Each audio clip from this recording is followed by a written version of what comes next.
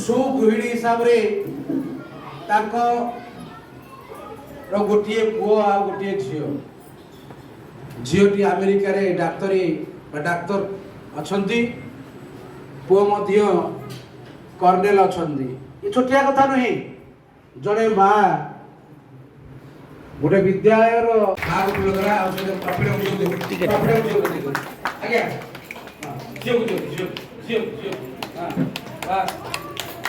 अवसर अनुरोध मुख्यमंत्री महोदय को मिठा टे खाइबार अच्छी आवश्यकता अच्छी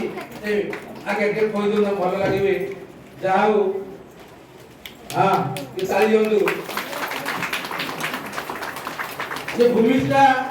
आमर आज आगे नियंतु ना आगे नियंतु बस धन्यवाद धन्यवाद ये आगे ठीक ठाक बोला क्या बोला भाई देखिए और अच्छा ये लग जो कहो इसको तो कहो क्या बात है भूल जाता हां तो आप क्या भूला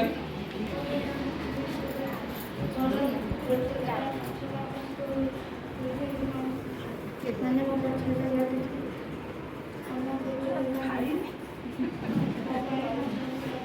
ठीक अच्छे दुर्मा छाड़ देना अतिरिक्त छाड़ दो दिंतु अगर माँ को छाड़ दिंतु अरे मामा हाँ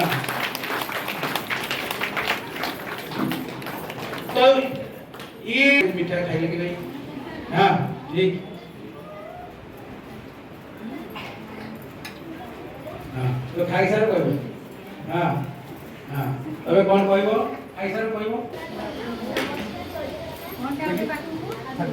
ओके पाटी पाटी लोग नमस्कार एठारे उपस्थित माननीय महोदय पाटी लगा हां गुरुजन हां और गुरुजन मारा नमस्कार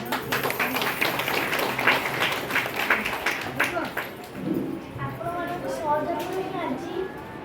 सरकारी वृत्ति एक आदेश क्षेत्र प्रवासित होइछि आपण माने एपरि आशीर्वाद दियंतु जे आधुनिक कर्म औषधि देश सेवा करबी हां हां बोल नमस्कार जय जगन्नाथ एठी सबू माँ मानू मुझे कहबी पिला भरोसा रखु ये आसवे निश्चय आसवे पिला सब गुरुजी गुरुमा खास करके बहुत बहुत अभिनंदन जनाऊँ साहाय्य गुरुजी साहाय्य खास कर मो पु आज ये आई बहुत खुशी से धन्यवाद आपण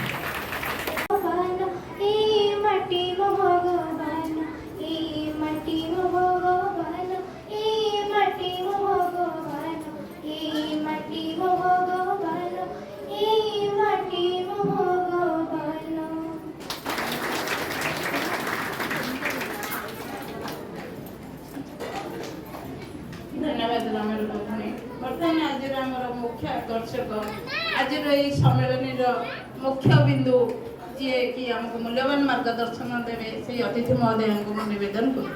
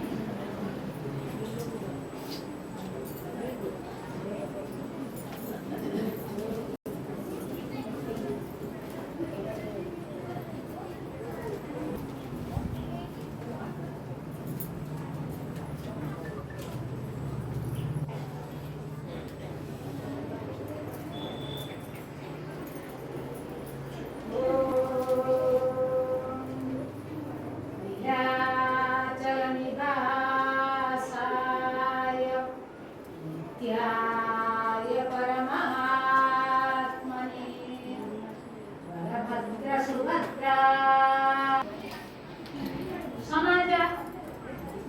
ओ संस्कार को अभिवृद्धि करने विभिन्न प्रकार शिक्षा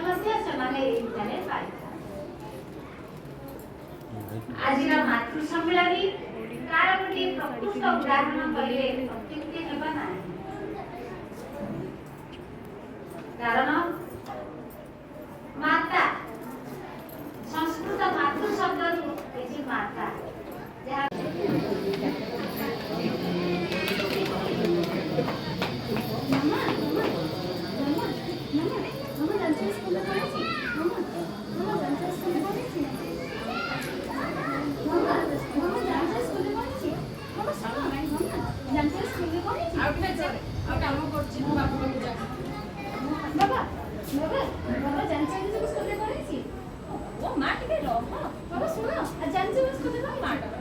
ପୁରା ମୁଁ ଟିକେ ବ୍ୟସ୍ତ ଅଛି ଦେଖୁନୁ ଦେଖ ମୁଁ କାମ କରୁଛି ନା ମୋ କଥା ଟିକେ ଶୁଣୁ ମୁଁ କାମ କରୁଛି କାମ ସାରିଲେ ମୁଁ ତୋର ସବୁ କଥା ଶୁଣିବି ତୁ ଯା ମା ପାଖକୁ ଯା କଣ କରିବାର ଅଛି କହ ହେଲା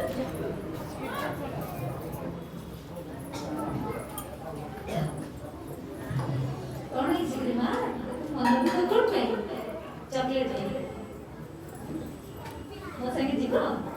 ବୁଲିବା ମୋବାଇଲରେ ଖେଳିବି ମୋବାଇଲରେ ଗେମ୍ ଖେଳିବ ଯିବ ମୋ ସାଙ୍ଗେ ଆସ ସୋନାଲି ସୋନାଲି କୋଉ ଜିନିଷ କାଇଁ ତାଙ୍କ ଯାଉଛ ସୋନାଲି ଏ କିଏ ଜାଣିଛ କି ଜାଣିଛ ରୁହନ୍ତୁ ଟିକେ ସନ୍ତୋଷ ବାବୁ ଘରେ ଅଛନ୍ତି କି ସନ୍ତୋଷ ବାବୁ ଘରେ ଅଛନ୍ତି ଆରେ ରତ୍ନମଣି ଶୁଣୁଛ ଟିକେ ଦେଖ କିଏ ଆସୁଛନ୍ତି ଦେଖ ଟିକେ କିଏ ଆସୁଛନ୍ତି ଯାଅ ଟିକେ ଦେଖିଲ ମୁଁ ଟିକେ ଫୋନ ଦେଖୁଛି ତୁମେ ଟିକେ ଯାଅ ଦେଖିଦେବ